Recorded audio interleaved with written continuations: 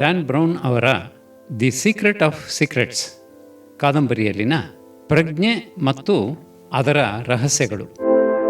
Dan brown ಅವರ ಈ ಕಾದಂಬರಿಯು ಪ್ರಜ್ಞೆಯ ಸ್ವರೂಪ, ವಿಜ್ಞಾನ ಮತ್ತು ಆಧ್ಯಾತ್ಮಿಕತೆಗಳ ನಡುವಿನ ಸಂಬಂಧವನ್ನು ಅನ್ವೇಷಿಸುತ್ತದೆ.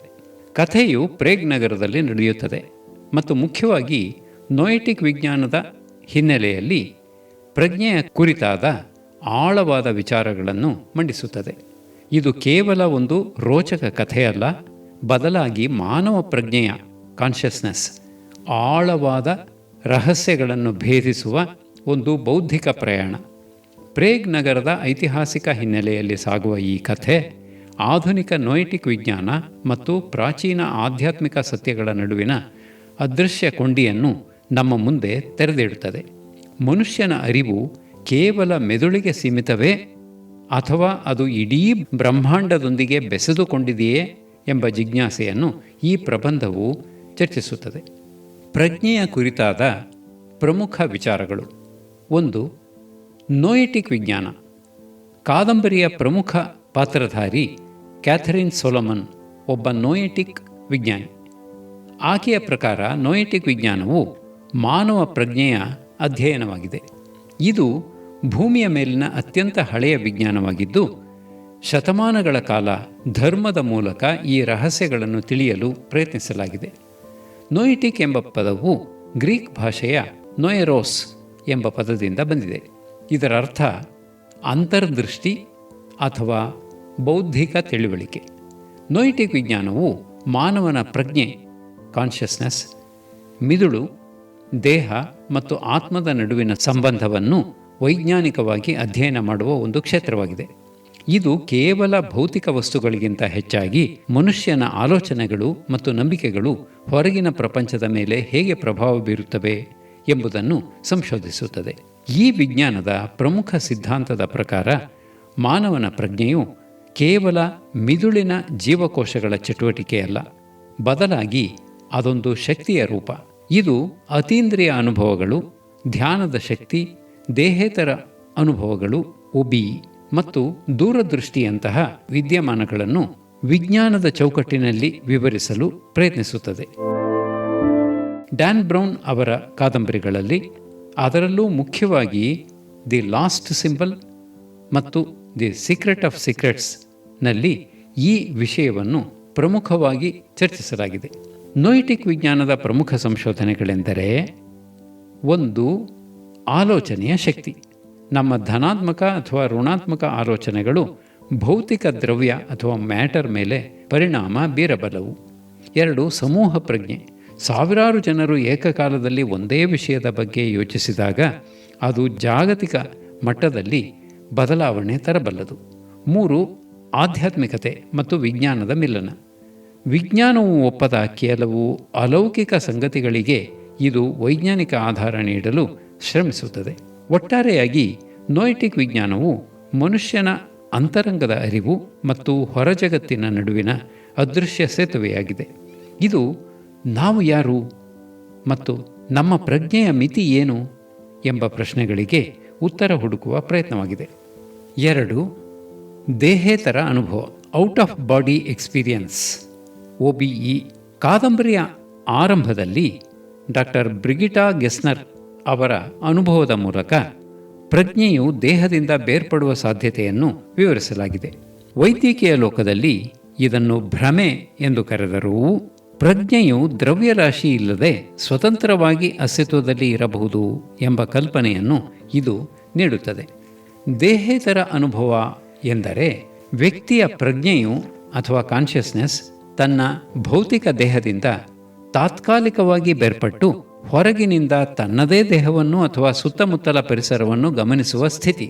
ಕಾದಂಬರಿಯ ಆರಂಭದಲ್ಲಿ ಡಾಕ್ಟರ್ ಬ್ರಿಗಿಟಾ ಗೆಸ್ನರ್ ಅವರು ಪ್ರೇಗ್ ನಗರದ ಮೇಲೆ ತೇಲುತ್ತಿರುವಂತೆ ಅನುಭವಿಸುವುದು ಇದಕ್ಕೆ ಉತ್ತಮ ಉದಾಹರಣೆ. ವೈದ್ಯಕೀಯ ಲೋಕದಲ್ಲಿ ಇದನ್ನು ಸಾಮಾನ್ಯವಾಗಿ ಭ್ರಮೆ, ಹ್ಯಾಲುಸಿನೇಷನ್ ಎಂದು ಕರೆಯಲಾಗುತ್ತದೆ. ತೀವ್ರವಾದ ದೈಹಿಕ ಅಪಘಾತ, ಮೆದುಳಿಗೆ ಆಮ್ಲಜನಕದ ಕೊರತೆ ಅಥವಾ ಹೈಪೋಕ್ಸಿಯಾ ಅಥವಾ ಮರಣದಂಚಿನ ಅನುಭವಗಳ ನಿಯರ್ ಡೆತ್ ಎಕ್ಸ್ಪೀರಿಯನ್ಸಸ್ ಸಮಯದಲ್ಲಿ ಇಂತಹ ಸ್ಥಿತಿ ಉಂಟಾಗುತ್ತದೆ ಎಂದು ವಿಜ್ಞಾನಿಗಳು ನಂಬುತ್ತಾರೆ. ಕಾದಂಬರಿಯಲ್ಲಿನ ಪ್ರಸ್ತುತತೆ. ಕಾದಂಬರಿಯ ಪ್ರಮುಖ ಪಾತ್ರಧಾರಿ ಕ್ಯಾಥರಿನ್ ಸೊಲೊಮನ್ ಪ್ರಕಾರ ದೇಹೇತರ ಅನುಭವ OBE ಎಂಬುದು ಕೇವಲ ಮೆದುಳಿನ ಕಲ್ಪನೆಯಲ್ಲ, ಆಕೆಯ ಸಂಶೋಧನೆಯ ನಾನ್ ಲೋಕಲ್ ಪ್ರಜ್ಞೆಯನ್ನು ನಾನ್ ಲೋಕಲ್ ಕಾನ್ಷಿಯಸ್ನೆಸ್ ಪ್ರತಿಪಾದಿಸುತ್ತದೆ. ಅಂದರೆ ನಮ್ಮ ಪ್ರಜ್ಞೆಯು ಮೆದುಳಿಗೆ ಮಾತ್ರ ಸೀಮಿತವಾಗಿಲ್ಲ, ಅದು ದೇಹದ ಭೌತಿಕ ಮಿತಿಗಳನ್ನು ಮೀರಿ ಚಲಿಸಬಲ್ಲದು. ಕಾದಂಬರಿಯಲ್ಲಿ ಉಲ್ಲೇಖಿಸಲಾದ CIA ಸ್ಟಾರ್ಗೇಟ್ ಯೋಜನೆಯು ಇದೇ ತತ್ವದ ಮೇಲೆ ರಿಮೋಟ್ ವ್ಯೂಯಿಂಗ್ ತಂತ್ರವನ್ನು ಅಭಿವೃದ್ಧಿಪಡಿಸಲು ಪ್ರಯತ್ನಿಸುತ್ತದೆ. ಇಲ್ಲಿ ವ್ಯಕ್ತಿಯು ಧ್ಯಾನಸ್ಥ ಸ್ಥಿತಿಯಲ್ಲಿ ತನ್ನ ಪ್ರಜ್ಞೆಯನ್ನು ಎಲ್ಲಿಗೆ ಬೇಕಾದರೂ ಕಳುಹಿಸಬಹುದು. ಪ್ರಮುಖ ಅಂಶಗಳು: ಅಸ್ತಿತ್ವದ ಅರಿವು.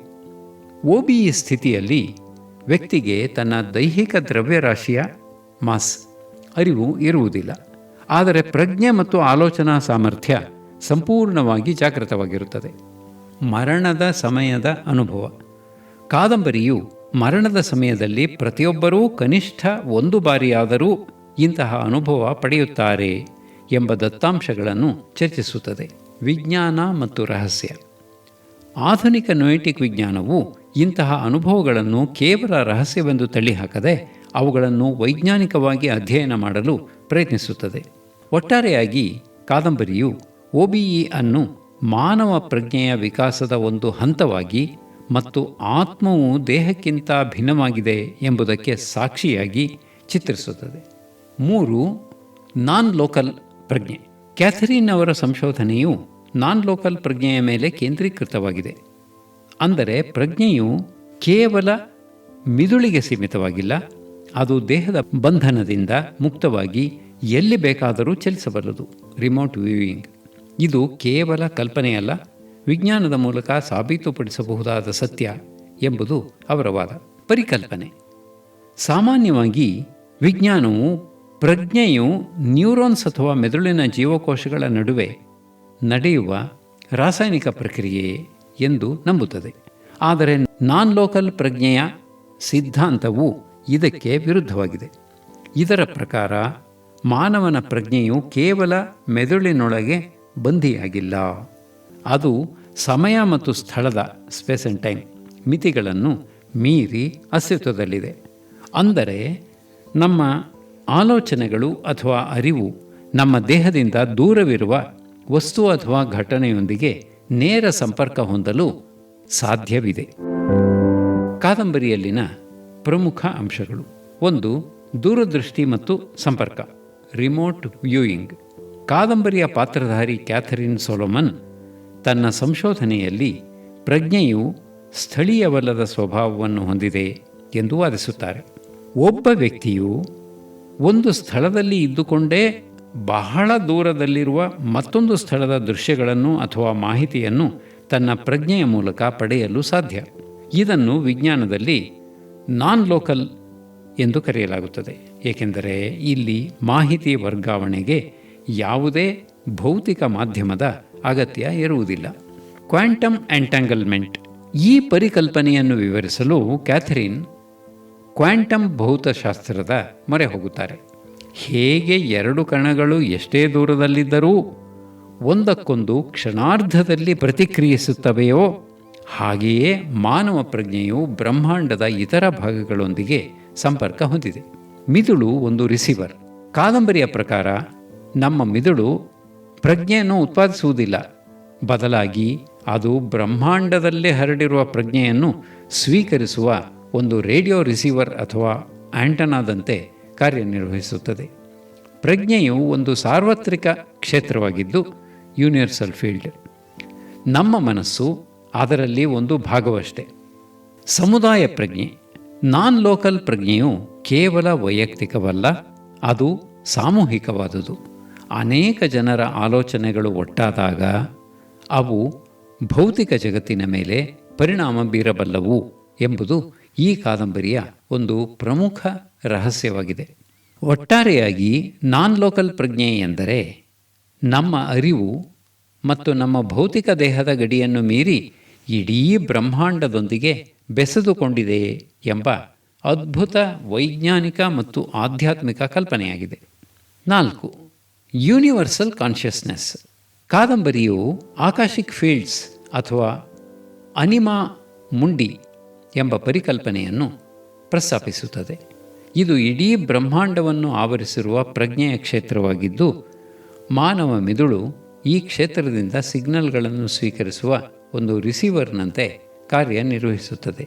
ಪರಿಕಲ್ಪನೆ: ಯೂನಿವರ್ಸಲ್ ಕಾನ್ಷಿಯಸ್ನೆಸ್ ಎಂಬುದು ಬ್ರಹ್ಮಾಂಡದ ಪ್ರತಿಯೊಂದು ಅಣುವಿನಲ್ಲೂ ಹಾಸುಹೊಕ್ಕಾಗಿರುವ ಒಂದು ಅದೃಶ್ಯ ಪ್ರಜ್ಞೆಯ ಕ್ಷೇತ್ರ.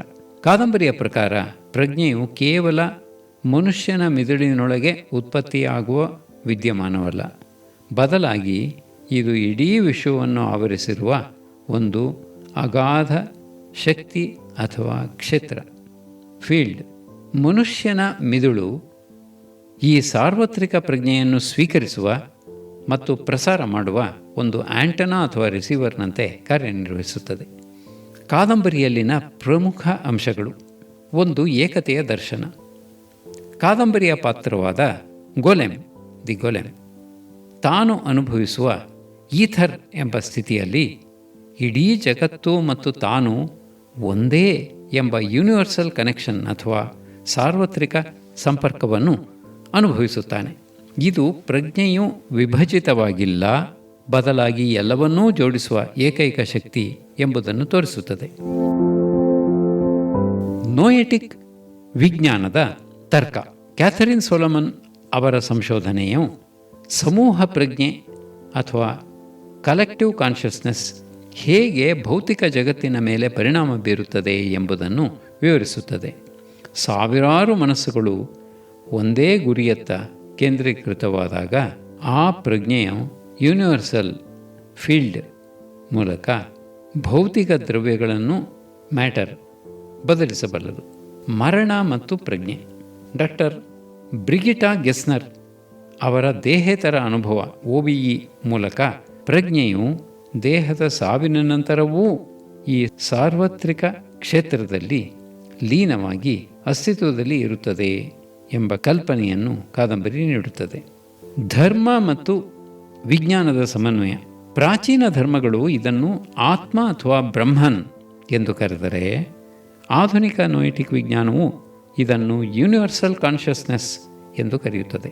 ಇದು ವಿಜ್ಞಾನ ಮತ್ತು ಆಧ್ಯಾತ್ಮಿಕತೆಯನ್ನು ಬೆಸೆಯುವ ಕೊಂಡಿಯಾಗಿದೆ.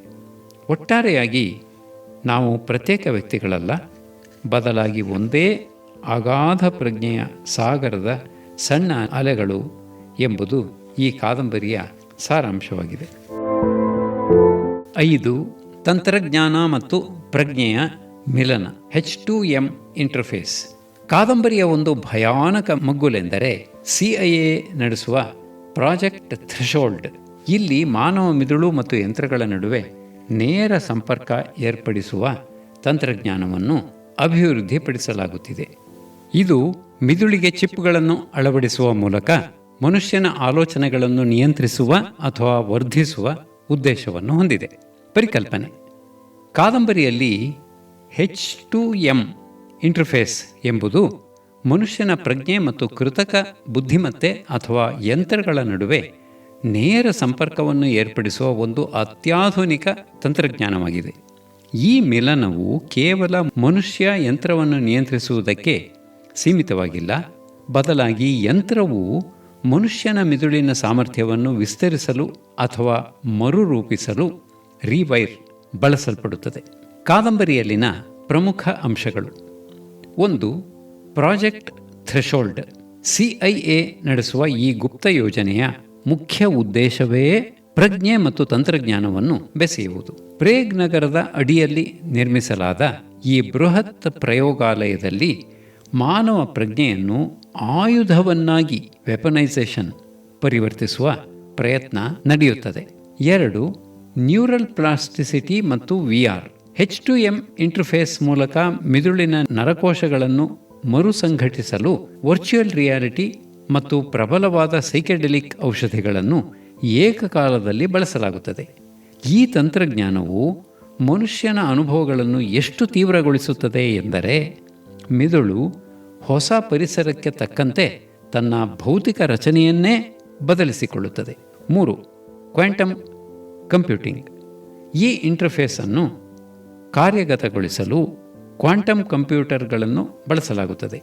ಇವು ಸಾಮಾನ್ಯ ಕಂಪ್ಯೂಟರ್ಗಳಿಗಿಂತ ಭಿನ್ನವಾಗಿದ್ದು ಮನುಷ್ಯನ ಆಲೋಚನೆಯ ವೇಗದಲ್ಲಿ ಕೆಲಸ ಮಾಡಬಲ್ಲವು ಮತ್ತು ಪ್ರಜ್ಞೆಯ ನಾನ್ ಲೋಕಲ್ ಸ್ವಭಾವವನ್ನು ವಿಶ್ಲೇಷಿಸಲು ಶಕ್ತವಾಗಿವೆ. 4. ಅಪಾಯಗಳು. ಈ ತಂತ್ರಜ್ಞಾನವು ಮನುಷ್ಯನ ಸ್ಮರಣಶಕ್ತಿಯನ್ನು ಅಳಿಸಿ ಹಾಕಬಲ್ಲದು. ಆಮ್ನೇಷಿಯಾ ಮತ್ತು ವ್ಯಕ್ತಿಯ ಅರಿವಿಲ್ಲದೆಯೇ ಅವನನ್ನು ನಿಯಂತ್ರಿಸುವ ಸಾಮರ್ಥ್ಯ ಹೊಂದಿದೆ ಎಂದು ಕಾದಂಬರಿಯು ಎಚ್ಚರಿಸುತ್ತದೆ. ಒಟ್ಟಾರೆಯಾಗಿ ಕಾದಂಬರಿಯು ತಂತ್ರಜ್ಞಾನ ಮತ್ತು ಪ್ರಜ್ಞೆಯ ಮಿಲನವು ಮಾನವ ಕುಲಕ್ಕೆ ಅದ್ಭುತ ಶಕ್ತಿಯನ್ನು ನೀಡಬಲ್ಲದು ಅಥವಾ ಮನುಷ್ಯನನ್ನು ಕೇವಲ ಒಂದು ಯಾಂತ್ರಿಕ ಉಪಕರಣವನ್ನಾಗಿ ಮಾಡಬಲ್ಲದು ಎಂಬ ಸಂಘರ್ಷವನ್ನು ಬಿಂಬಿಸುತ್ತದೆ. 6. ಪ್ರಜ್ಞೆಯ ವಿಕಾಸ. ಕ್ಯಾಥರಿನ್ ಅವರ ಪುಸ್ತಕವು ಪ್ರಜ್ಞೆಯ ಮುಂದಿನ ಹಂತದ ಬಗ್ಗೆ ಚರ್ಚಿಸುತ್ತದೆ. ಭವಿಷ್ಯದಲ್ಲಿ ತಂತ್ರಜ್ಞಾನದ ಸಹಾಯದಿಂದ ನಾವು ನಮ್ಮ ಮೆದುಳಿನ ಫಿಲ್ಟರ್ಗಳನ್ನು ಕಡಿಮೆ ಮಾಡಿ ಹೆಚ್ಚಿನ ವಾಸ್ತವತೆಯನ್ನು ಅನುಭವಿಸಬಹುದು ಎಂಬ ಹೈಪೋಥೆಟಿಕಲ್ ಚಿಪ್ನ ಕಲ್ಪನೆಯನ್ನು ಅವರು ಮಂಡಿಸುತ್ತಾರೆ. ಪರಿಕಲ್ಪನೆ.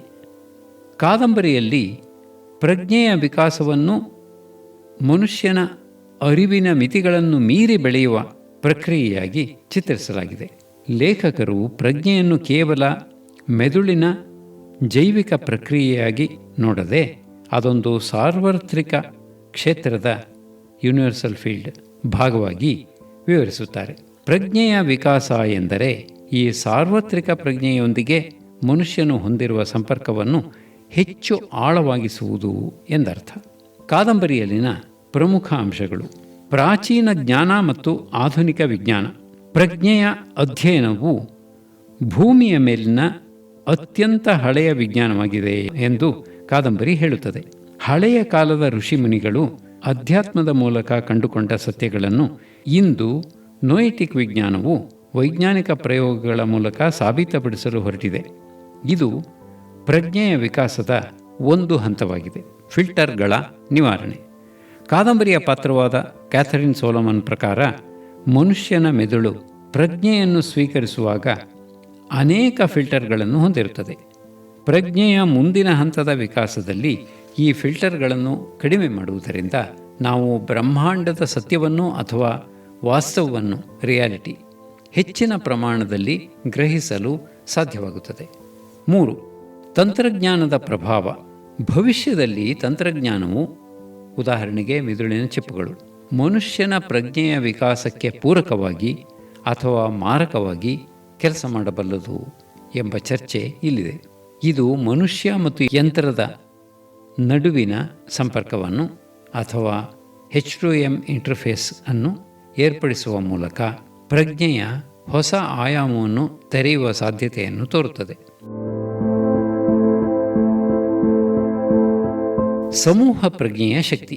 ಪ್ರಜ್ಞೆಯು ಕೇವಲ ವೈಯಕ್ತಿಕವಾಗಿ ವಿಕಾಸಗೊಳ್ಳದೆ ಸಾಮೂಹಿಕವಾಗಿ ಕಲೆಕ್ಟಿವ್ ಕಾನ್ಷಿಯಸ್ನೆಸ್ ವಿಕಾಸಗೊಂಡಾಗ ಅದು ಭೌತಿಕ ಜಗತ್ತಿನ ಮೇಲೆ ಪ್ರಭಾವ ಬೀರುವ ಶಕ್ತಿಯನ್ನು ಪಡೆಯುತ್ತದೆ ಎಂಬುದು ಕಾದಂಬರಿಯ ಸಾರವಾಗಿದೆ. ಒಟ್ಟಾರೆಯಾಗಿ ಕಾದಂಬರಿಯು ಪ್ರಜ್ಞೆಯ ವಿಕಾಸವನ್ನು ಮನುಷ್ಯನು ತನ್ನ ಮೆದುಳಿನ ಬಂಧನದಿಂದ ಮುಕ್ತನಾಗಿ ಸಾರ್ವತ್ರಿಕ ಅರಿವಿನೊಂದಿಗೆ ಒಂದಾಗುವ ಪ್ರಯಾಣವಾಗಿ ಚರ್ಚಿಸುತ್ತದೆ.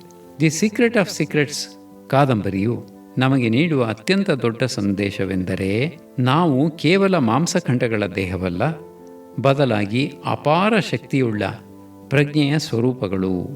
ವಿಜ್ಞಾನ ಮತ್ತು ತಂತ್ರಜ್ಞಾನವು ಎಷ್ಟೇ ಮುಂದುವರೆದರೂ ಮನುಷ್ಯನ ಒಳಗಿರುವ ಅರಿವಿನ ಶಕ್ತಿಯನ್ನು ಮೀರಿಸುವ ಯಂತ್ರ ಇನ್ನೊಂದಿಲ್ಲ ಎಂಬುದು ಇಲ್ಲಿ ಸ್ಪಷ್ಟವಾಗುತ್ತದೆ.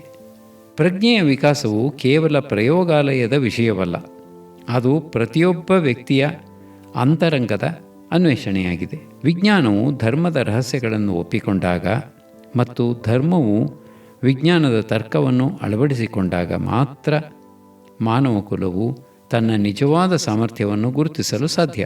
ಪ್ರಜ್ಞೆಯೇ ಈ ಬ್ರಹ್ಮಾಂಡದ ಅಂತಿಮ ಸತ್ಯ ಮತ್ತು ಆ ಸತ್ಯದ ಅರಿವೇ ಎಲ್ಲ ರಹಸ್ಯಗಳಿಗೂ ಮಿಗಿಲಾದ ಮಹಾರಹಸ್ಯ.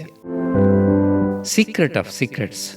ವಿಜ್ಞಾನವು ಭೌತಿಕವಲ್ಲದ ವಿದ್ಯಮಾನಗಳನ್ನು ಅಧ್ಯಯನ ಮಾಡಲು ಪ್ರಾರಂಭಿಸಿದರೆ ಪ್ರಗತಿಯ ವೇಗವು ಅತಿ ಹೆಚ್ಚಾಗುತ್ತದೆ ಎಂಬ ನಿಕೋಲಾ ಟೆಸ್ಲಾ ಅವರ ಮಾತು ಇಲ್ಲಿ ಪ್ರಸ್ತುತವಾಗಿದೆ. ಈ ಕಾದಂಬರಿಯು ಕೇವಲ ಒಂದು ಕಲ್ಪಿತ ಕಥೆಯಲ್ಲ, ಅದು ನಮ್ಮ ಆಲೋಚನೆಗಳು ಮತ್ತು ಅಸ್ತಿತ್ವದ ಬಗ್ಗೆ ಹೊಸ ದೃಷ್ಟಿಕೋನವನ್ನು ನೀಡುತ್ತದೆ.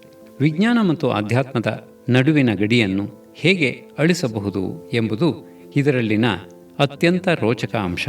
ಡ್ಯಾನ್ ಬ್ರೌನ್ ಅವರ ಸೀಕ್ರೆಟ್ ಆಫ್ ಸೀಕ್ರೆಟ್ಸ್ ಕಾದಂಬರಿಯ 56ನೇ ಅಧ್ಯಾಯವು ಪ್ರಜ್ಞೆ ಅಥವಾ ಪ್ರಜ್ಞಾವಸ್ಥೆಯ ಸ್ವರೂಪದ ಬಗ್ಗೆ ಅತ್ಯಂತ ಆಳವಾದ ಮತ್ತು ವೈಜ್ಞಾನಿಕ ಚರ್ಚೆಯನ್ನು ಒಳಗೊಂಡಿದೆ. ಈ ಅಧ್ಯಾಯದ ಸಾರಾಂಶ ಇಲ್ಲಿದೆ. ಪೀಠಿಕೆ ಮತ್ತು ಹಿನ್ನೆಲೆ. ಅಧ್ಯಾಯ 56ರಲ್ಲಿ ಕಥೆಯ ನಾಯಕಿ ಕ್ಯಾಥರಿನ್ ಸೊಲೊಮನ್ ತನ್ನ ಪ್ರಜ್ಞಾವಸ್ಥೆಯ ಸಂಶೋಧನೆಯ ಬಗ್ಗೆ ರಾಬರ್ಟ್ ಲ್ಯಾಂಗ್ಡನ್ ಜೊತೆಗಿನ ಮಹತ್ವದ ಚರ್ಚೆಯನ್ನು ಮುಂದುವರಿಸುತ್ತಾಳೆ. ಪ್ರಾಗ್ನ ಸೇಂಟ್ ವಿಟಸ್ ಕ್ಯಾಥೆಡ್ರಲ್ನ ನೆರಳಿನಲ್ಲಿ ನಡೆಯುವ ಈ ಸಂಭಾಷಣೆಯು ವಿಜ್ಞಾನವು ಇನ್ನೂ ಉತ್ತರಿಸಲಾಗದ ಅತ್ಯಂತ ದೊಡ್ಡ ರಹಸ್ಯವಾದ ಪ್ರಜ್ಞೆ ಎಲ್ಲಿಂದ ಬರುತ್ತದೆ ಎಂಬ ಪ್ರಶ್ನೆಯನ್ನು ಕೇಂದ್ರೀಕರಿಸಿದೆ. ಪ್ರಜ್ಞೆಯ ರಹಸ್ಯ ಮತ್ತು ವಿಜ್ಞಾನದ ಇಕ್ಕಟ್ಟು. ಕ್ಯಾಥರಿನ್ ಪ್ರಕಾರ ಸಾಂಪ್ರದಾಯಿಕ ವಿಜ್ಞಾನವು ಪ್ರಜ್ಞೆಯನ್ನು ಕೇವಲ ಮೆದುಳಿನ ಜೀವಕೋಶಗಳ ನಡುವೆ ನಡೆಯುವ ರಾಸಾಯನಿಕ ಕ್ರಿಯೆ ಅಥವಾ ವಿದ್ಯುತ್ ಸಂಕೇತಗಳ ಉಪ ಉತ್ಪನ್ನ ಬೈ ಪ್ರಾಡಕ್ಟ್ ಎಂದು ಭಾವಿಸುತ್ತದೆ. ಅಂದರೆ ಮೆದುಳು ಸತ್ತರೆ ಪ್ರಜ್ಞೆಯೂ ನಶಿಸುತ್ತದೆ ಎಂಬುದು ಬಹುತೇಕ ವಿಜ್ಞಾನಿಗಳ ನಂಬಿಕೆ. ಆದರೆ ಕ್ಯಾಥರಿನ್ ಇದನ್ನು ಒಪ್ಪುವುದಿಲ್ಲ. ಅವಳು ಇದನ್ನು ಪ್ರಜ್ಞೆಯ ಹಾರ್ಡ್ ಪ್ರಾಬ್ಲಮ್ ಆಫ್ ಕಾನ್ಷಿಯಸ್ನೆಸ್ ಎಂದು ಕರೆಯುತ್ತಾಳೆ. ನೋಯಿಟಿಕ್ ವಿಜ್ಞಾನದ ದೃಷ್ಟಿಕೋನ. ಅಧ್ಯಾಯದ ಮುಖ್ಯ ಅಂಶವೆಂದರೆ ಪ್ರಜ್ಞೆಯು ಕೇವಲ ಸ್ಥಳೀಯವಲ್ಲ, ನಾನ್ ಲೋಕಲ್ ಕಾನ್ಷಿಯಸ್ನೆಸ್. ಕ್ಯಾಥರಿನ್ ವಿವರಿಸುವಂತೆ ನಮ್ಮ ಮನಸ್ಸು ಕೇವಲ ತಲೆಬುರುಡೆಯೊಳಗೆ ಬಂಧಿಯಾಗಿಲ್ಲ, ಬದಲಾಗಿ ಮೆದುಳು ಎಂಬುದು ಒಂದು ರೇಡಿಯೋ ರಿಸೀವರ್ ಇದ್ದಂತೆ. ಈ ಬ್ರಹ್ಮಾಂಡದಲ್ಲಿ ಪ್ರಜ್ಞೆಯು ಒಂದು ವಿಶಾಲವಾದ ಶಕ್ತಿಯ ಕ್ಷೇತ್ರವಾಗಿ ಹರಡಿಕೊಂಡಿದೆ ಮತ್ತು ನಮ್ಮ ಮೆದುಳು ಆ ಶಕ್ತಿಯನ್ನು ಸೆರೆ ಹಿಡಿದು ನಮಗೆ ಪ್ರಜ್ಞೆಯ ಅನುಭವ ನೀಡುತ್ತದೆ. ಈ ತತ್ವವನ್ನು ಅವಳು ತನ್ನ ಹೊಸ ಹಸ್ತಪ್ರತಿಯಲ್ಲಿ ವಿವರಿಸಿದ್ದಾಳೆ. ಇದು ವಿಜ್ಞಾನ ಮತ್ತು ಅಧ್ಯಾತ್ಮದ ನಡುವಿನ ಕೊಂಡಿಯಾಗಿದೆ. ಕ್ವಾಂಟಮ್ ಭೌತಶಾಸ್ತ್ರ ಮತ್ತು ಪ್ರಜ್ಞೆ.